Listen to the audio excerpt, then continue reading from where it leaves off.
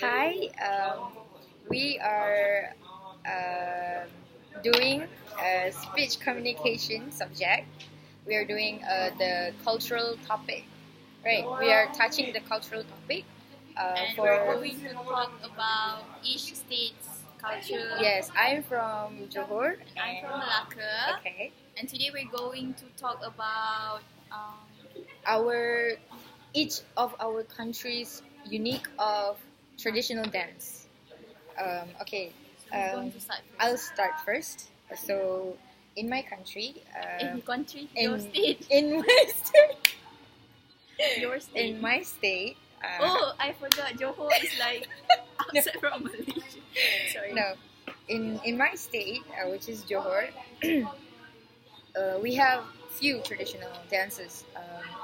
The most famous ones are like Kuda Kepang dance, Zapin dance, Barongan dance, Ceracap Inai dance, and Sarah dance. But the Sarah. most, it's called Sarah dance, Tarian Sarah. But the most prominent ones are Kuda Kepang dance, and Zapin dance, which I will be touching on. So the first one is Kuda Kepang dance. If you want to know what is Kuda Kepang dance, it's basically uh, it's a dance that it's being practiced by Javanese people from Johor. It's very this dance is very culturally related to Javanese people because um, it's something that is only certain region that has Javanese people, they will do this type of dance, and this kind of dance only occurs can be done in wedding ceremonies, can be done in big places, big events, and also to celebrate festivals or for festive events. So Do you know why they choose horse as something as the symbol of the dance? well, I think it's because it has spiritual attachment to this kind of dance. Because if you want to know what is kuda kepang is kuda means horse, and it is a horse-sized piece of art which is decorated like a real horse, but with no legs. This piece of horse-sized art is like a horse, but it has no legs, which basically you can ride on it because it's not really. It's just a piece. It's like a cardboard piece. It's like a two-dimensional piece. Looks like horse, and you can basically ride on it and do those kind of dances regarding this Japanese people traditional dance. So this piece, which is decorated like a real horse, made up from weaved of bamboos or from animal skin that has patterns. It has patterns which to make it more interesting to people that are watching the dance. So usually they take up to 10 to 15 dancers. They need 10 to 15 dancers for this dance, and sometimes it can go up to 20. It can vary from how, how long the dance is gonna be. And there are also like speculations going around for this dance, especially not so modern people would actually encourage this kind of dance because it has something to do with um, spiritual violation, like you Kind of like calling spirits or demons or jinns, something like that, which is not highly encouraged in Malay societies. But Javanese people, they have their own interpretation, and I once saw this kind of dance. It was I didn't know how to interpret this, but I was so scared that the guy in action was highly possessed or something like that. It looks very. You will feel very scared, and that guy was dancing like he looks crazy. He looked like crazy people dancing around.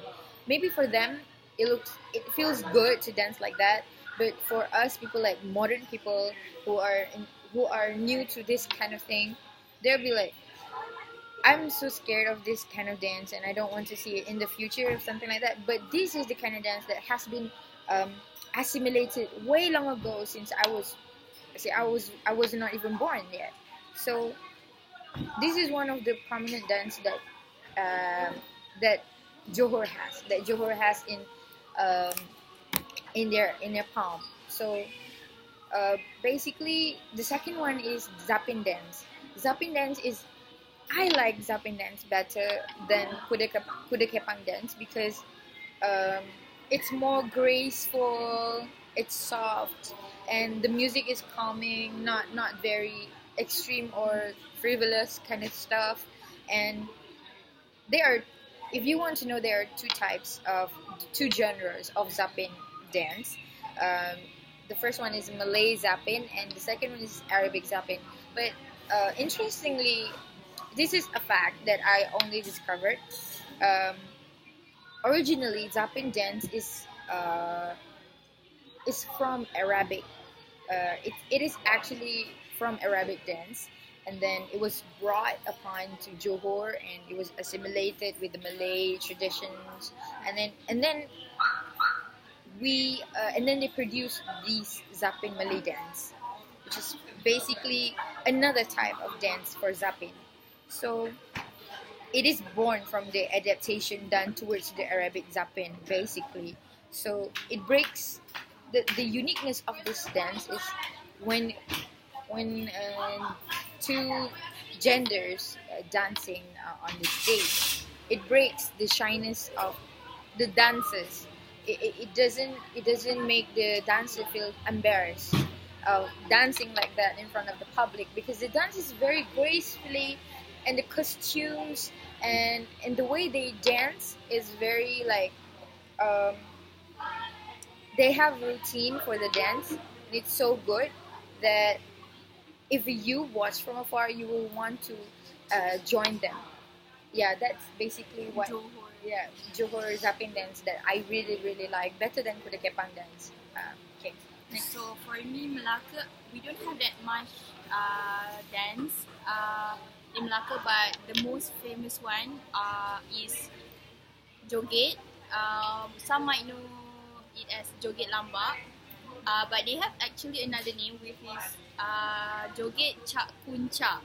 But no, modern people just call Joget Lambak or just Joget Melaka. So back then, it is something we consider as a must when there's a wedding or any kind of celebration, because it is to celebrate the bride and grooms, and also to kind of like celebrate people who have helped to make one ceremony or event successful. So after gotong royong or anything, they will like dance together inside of the house or in front of their yard, dance together with a band, with a music band. And then no matter if you are youngsters or old folks, you can just dance together. And for like wedding ceremony, the bride and groom will dance with their guests, and their guests can choose their partners who they want to dance with by tapping their shoulders.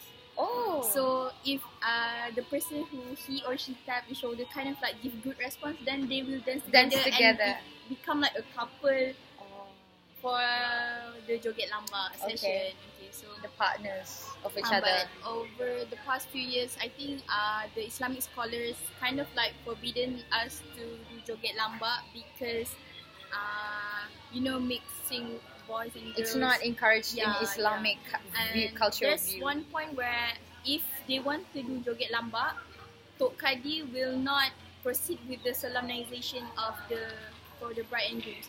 So I think not Joget Lambak is not, people doesn't do it that much nowadays, but they still have it, but not that much. So yeah, I think that's all from Melaka. So I think that's all from us.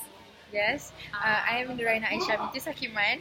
And I'm Izan Fariha binti Hamzah, and thank you. Thank you for listening.